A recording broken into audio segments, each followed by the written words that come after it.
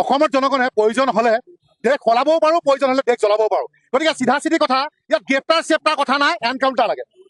ইয়াত এনকাউণ্টাৰ লাগে। আৰু যদি সেই এনকাউণ্টাৰ যদি অসম চৰকাৰে যদি এনকাউণ্টাৰটো কৰে, তেতিয়া মুখ্যমন্ত্ৰীক আমি চেলুট দিম। কাৰণ এতিয়ালৈকে তেওঁ যিখিনি কৰিলে, সঁচাকে কৰণীয় কামখিনি কৰিলে, আমি আপ্লুত হৈছো, ভাল পাইছো। কিন্তু তাতে তেওঁ শান্তত থাকিলে নহব, আৰু আমি শান্তত নাথাকো। কাৰণ আমি দেখিবলৈ পাইছো এতিয়া তেওঁৰ কিছুমান বস্তু সলনি হৈছে। গতিকে সেইখিনি আমি শান্তত নাথাকো। CID, পুলিচ কেছ, এইবোৰত আমাৰ বিশ্বাস নাই অসমৰ জনগণৰ বা অসমীয়া যুৱ মঞ্চৰ। চিধা কথা, আমাক এনকাউণ্টাৰ লাগে।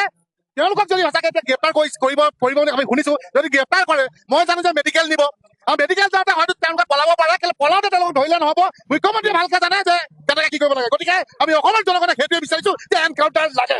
আৰু যদি তেওঁলোকে এনকাউণ্টাৰ কৰিবলৈ আমাক চঞ্চাই দিয়ক, প্ৰয়োজন হলে ৰুৰা তলত দি পেলাই একদম ৰুৰা চলাই দিম, তেওঁলোকক পিঠা কৰি পেলাম, প্ৰয়োজন হলে জেল আমি যাম। জুবিন গাৰ্গৰ ক্ষেত্ৰত কিন্তু নো কম্প্ৰমাইজ, কোনো ধৰণৰ কম্প্ৰমাইজ নহব। মুখ্যমন্ত্ৰীক চিধা চিধি কথা কৈ দিছো, তাকে ভাল কামত কিন্তু সমৰ্থন কৰি আহিছো। কিন্তু জুবিন গাৰ্গৰ লগত নো কম্প্ৰমাইজ।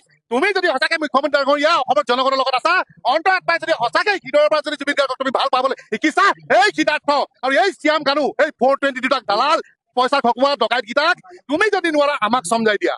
তুমি যদি নোৱাৰা আমাক সমজাই দিয়া, চিধা কথা, স্পষ্ট কথা। আমাক এটাই লাগে, কোনো জেল ফাঁচি মোৰ মতলব নাই, এনকাউণ্টাৰ হ'ব লাগিব। তেতিয়া আমি অসমৰ জনগণ শান্তত থাকিম।